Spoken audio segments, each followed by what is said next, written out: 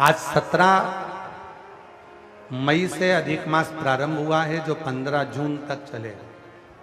इस 15 जून तक के अधिक मास में 5 चीजें अपने अंदर धारण करना है। पहले नंबर का, शिव जी को 1 लोटा जल सुबह से लेकर शाम तक के बीच में कभी भी चढ़ाना जरूर है।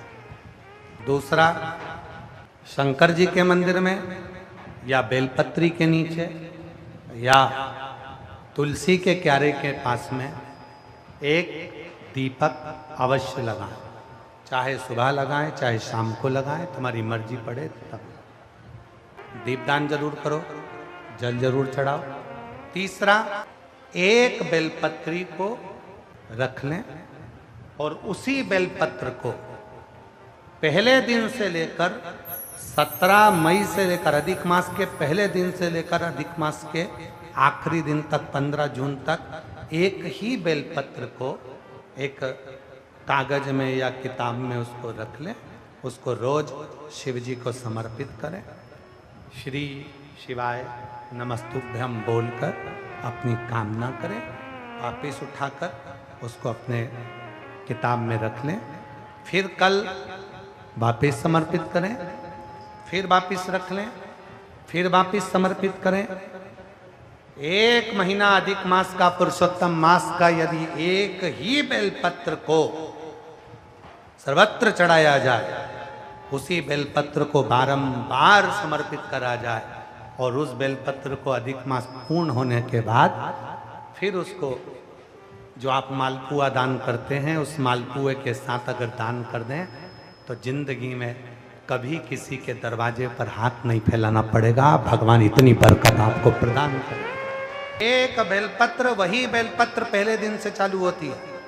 किसी भी शिवलिंग पर, चाहे पार्थिव पर चढ़ा लो, आप चाहें तो अपने, हम गुरुजी हम वहां पर नहीं है, हम कथा में रहते हैं, हम कथा सुनने जाते हैं, तो हम कहाँ चढ़ाएं?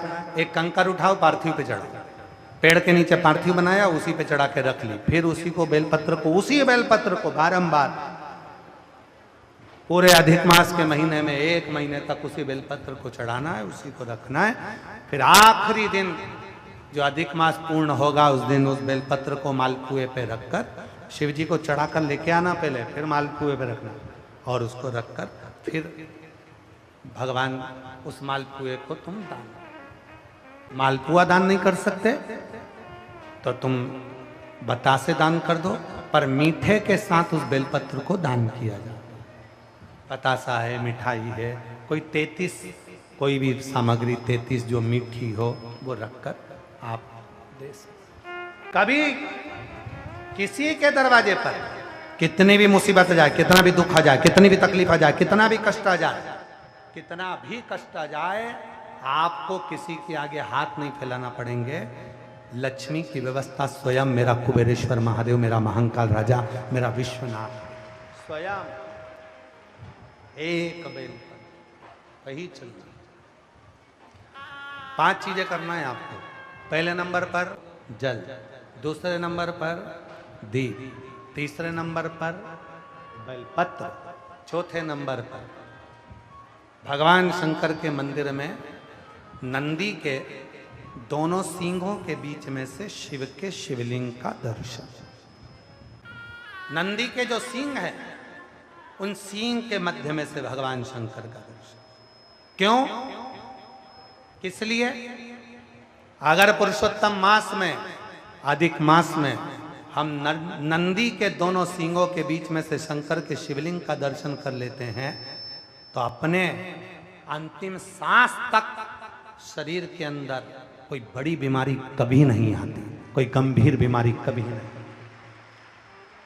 क्योंकि ज्येष्ठा का अधिक आया है। ज्येष्ठा का जो अधिक होता है उसमें अगर सींग, दोनों सींगों के बीच में से शिव के शिवलिंग का दर्शन करिए, शरीर में कभी कोई बड़ी बीमारी, ऐसी बीमारी नहीं आएगी जिसका इलाज है ही नहीं। रोगी ने होकर, कष्ट भोग कर शरीर को नहीं त्याग, बहुत बड़ी बीमारी के साथ शरीर का त्याग नहीं करो। चौथा और 5वें नंबर पर भगवान शिव के मंदिर में, भगवान शंकर के मंदिर में या शिव कथा में या जहाँ हो वहाँ प्रदोष काल में, प्रदोष का समय, सूर्य डूबने का समय जब हो उस समय पर 5 बार 7 बार या तो पंचाक्षर मंत्र नमः शिवाय या षडाक्षर मंत्र ओम नमः शिवाय या श्री शिवाय नमस्तुभ्यम का जप। 5 बहुत, ये 5 अधिक मास में शंकर की 5 चीजें धारण कर लो। उसमें सबसे ज्यादा जरूरी जो है जल, दीप, बेलपत्र वही चढ़ाना, वही लेकर आना। कभी